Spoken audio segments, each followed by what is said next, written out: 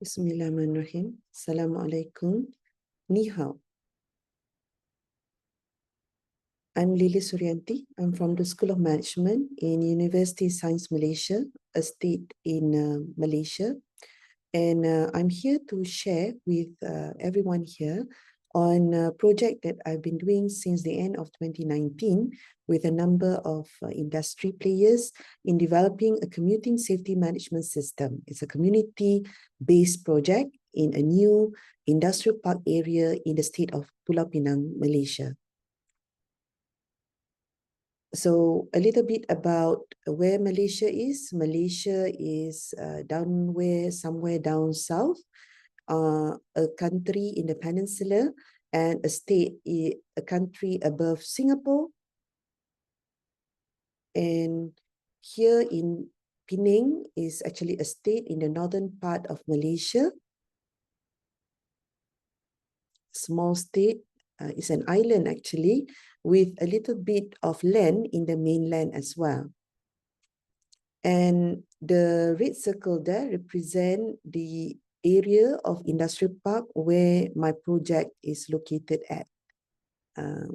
We are connected with the island with two bridges, the first bridge of Pulau Pinang and the second bridge of Pulau Pinang. So the industrial park is actually connected to the island by the second bridge in the state. A little bit about what we wanted actually to improve is road safety, because there's a high number of motorcycle fatalities in the country. We're number 3 after Vietnam in terms of reporting of road fatalities. And the problem that we have identified, because there's a little objective information to the root cause of accident or crashes involving motorcycle riders. And the solution to our thinking is actually to collect good data about traffic accident, but we want to focus it to employees as a alternative source of data traffic accident, all right? Using motorcycles to commute to work. The results that we have achieved so far in the past 4 years is an accurate understanding of the causes of motorcycle accident, reducing severity of hand injury by 100% and reducing accidents by 5%. Now, the reason why we are focusing on motorcycles is because the problem of road crashes in Malaysia has been a problem for decades. The yellow bar chart here represent the increasing number of road crashes in Malaysia, while the line chart here represent motorcycle fatalities in Malaysia, and the red is looking at the percentages of motorcycle fatalities in Malaysia, while the gray line chart here refers to the motorcycle fatalities in the state of Penang. So the state of Penang is reporting higher number of motorcycle fatalities as compared to Malaysia. And in 2023, we recorded a historical rate of 70%, the highest that Malaysia has actually seen. So this effort is an urgent effort. Now let's look at why we are looking at workers. Now, the Social Security Agency in Malaysia also compensate commuting accident involving employees. And the blue chart on the right side here represent accidents, crashes involving employees on the road, on the way and coming back from work. And the line chart also represent fatalities involving commuting and also industry. But as you can see here, the industry fatalities is lower than the commuting fatalities over the past years. What makes up the higher number of fatalities among employees at work is due to crashes on the way to work and coming back to work. Now, why motorcycles? These are the fatalities involving the different road users in Malaysia. And you can see motorcycles recorded as the highest fatalities on the road. How about Penang? In Penang itself, it's also the same pattern that we are seeing highest number of motorcycle fatalities on the road. Yeah? So we are saying that if we can understand how to manage the motorcycle fatalities in Malaysia, we are basically going to be able to address the road crashes issue in Malaysia. Now, we have a lot of commuting accident among employees. A lot of awareness has been done by the different agencies in Malaysia for the past years. A lot of awareness program. But this has not shown any improvement on the road crashes. Because I can say so, because the data reflects so, that road crashes is on the increase. So therefore, we are actually proposing CAMS, a Commuting Safety Management System, that make use of not just data, okay, that is being analyzed for targeted intervention, but we also target intervention in not just one factor, but the multifactorial that causes road crashes that we know of. Yeah. So, and this is done using data.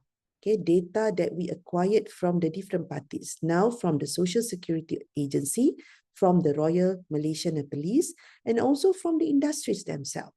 We collect data accident from employers about their employees' road crashes and road fatalities. And using this, we want to develop a set of skills, that can be shared with the employers, the external parties like the roadworks of Malaysia, and also public, so that they can be empowered to manage their traffic safety in their own area. Now, employers will get a set of skills, a set of know-how, the right tools to actually manage their traffic safety management. And the roadworks department can also use the right tools and know-how to actually manage their limited resources so that their road safety initiative becomes more impactful. And we learned from our colleagues in Japan and Australia that if we share the right information with the public as road users will actually change their behavior and drive safely on the road. We hope over time this becomes a set of knowledge that people in Malaysia will actually address and manage the traffic safety problem in their own compound. How do we do this? The CAMS model target with one objective, which is to create safe commuting for motorcycle riders. And we also focus on small motorcycle, and among the young riders. We collect baseline data so that we can actually capture the impact of our intervention. And these data are being actually kept in a data dashboard analytic. We also actually map out hazards and risks that we collected from the riders. This will help the road operators in identifying the improvement that they need to do.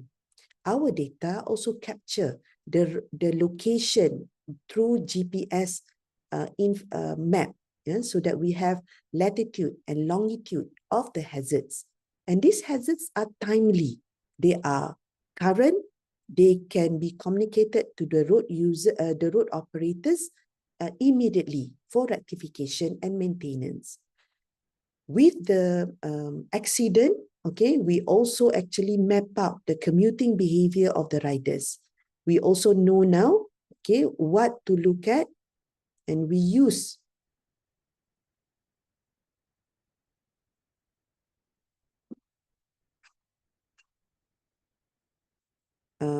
this information to come up with the right focus intervention.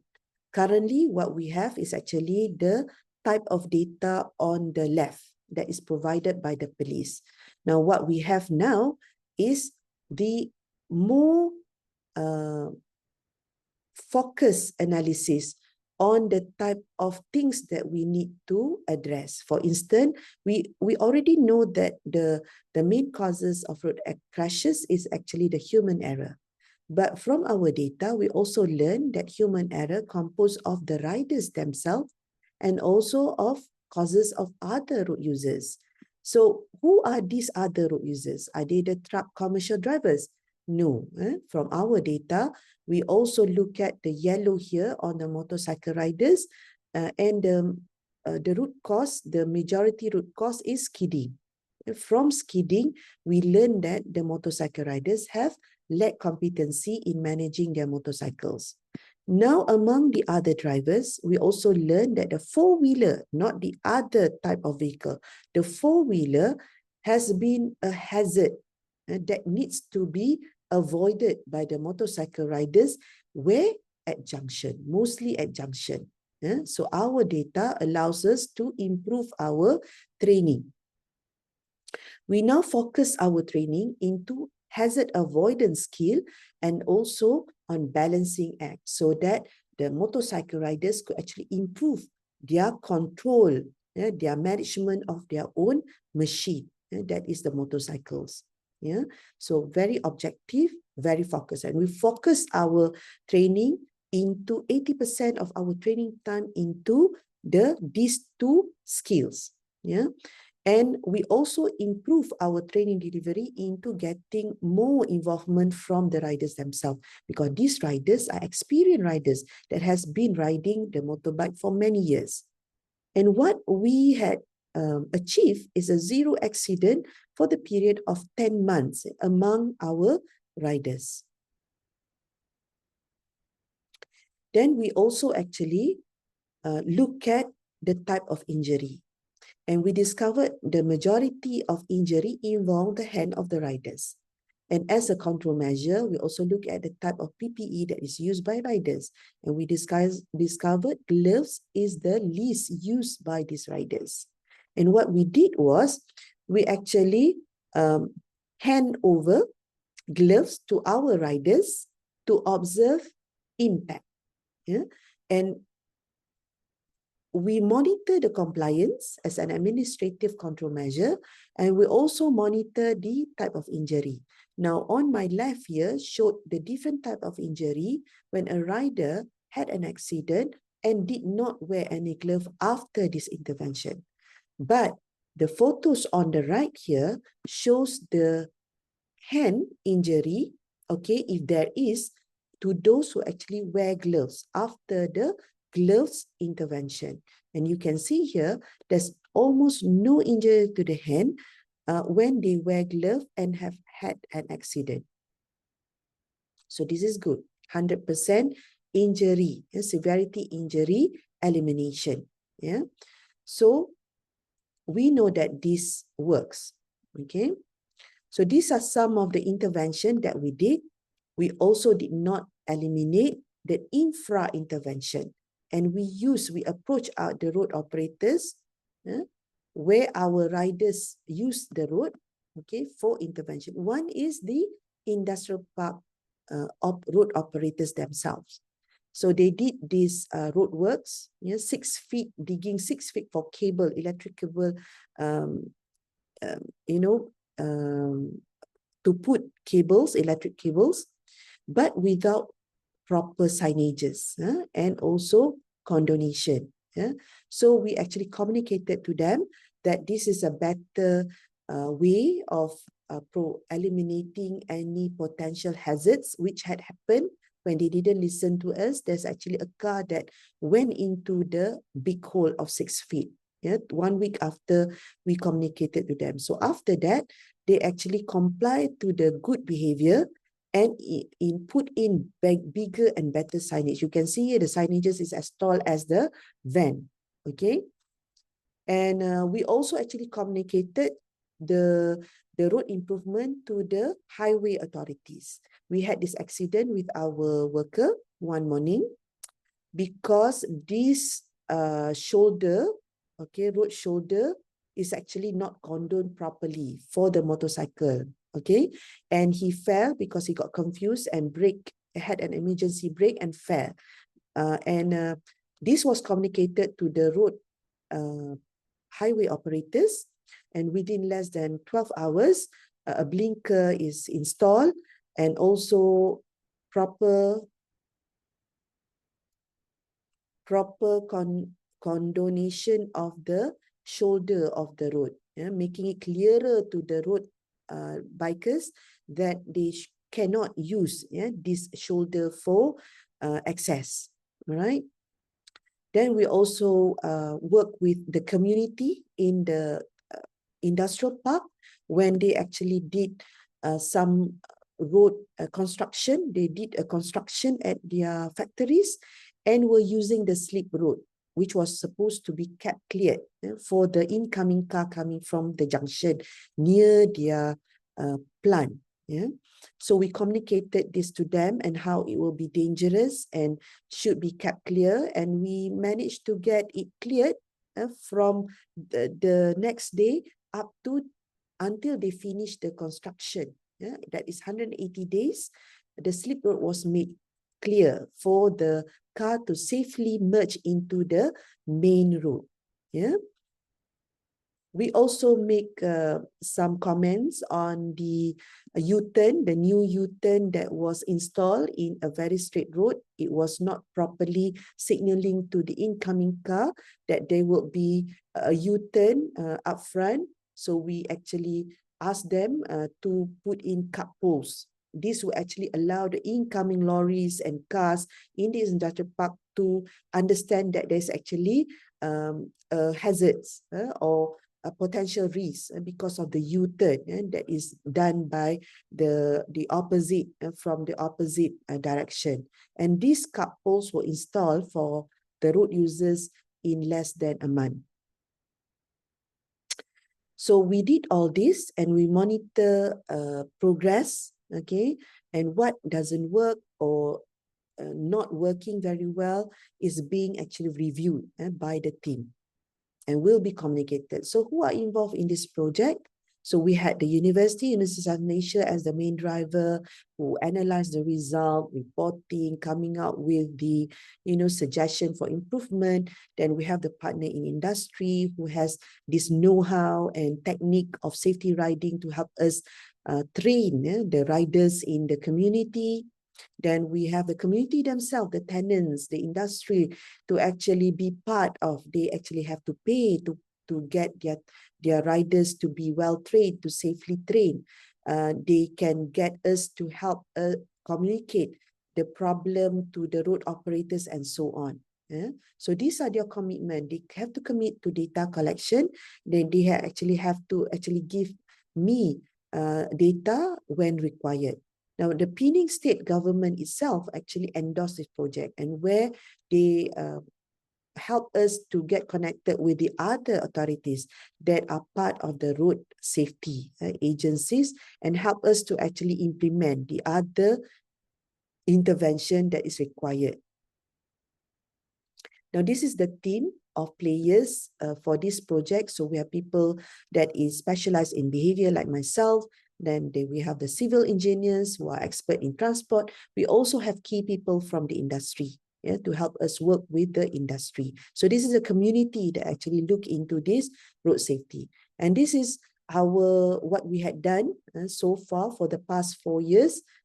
Most importantly, I want to raise early last year, we actually managed to come up with 6 safety riding trainers outside of the team that are able to actually deliver the basic safety riding training for the community. We also have started replicating this project in another company in a different state, and they are reporting a reduction in severity accidents in the past 6 months. And we are moving into replicating this in the University of Science Malaysia itself among the students using the same strategy and same system. We basically did a baseline study. Okay, we had to do that for the system that looks at, what are so that we can actually focus on the intervention. Okay, so we did that in the second year. Okay, we improved by giving out gloves and monitor the analysis through the dashboard. We now are moving into prediction and prevention.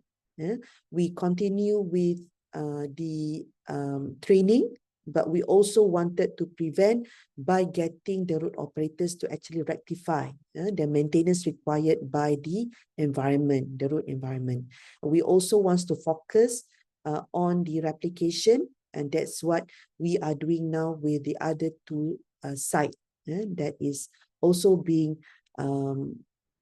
is in collaboration with other companies. So that is a little bit about what I'm doing in Penang that has been giving out very positive and promising results with little, very minimal intervention with minimal cost strategy. Thank you.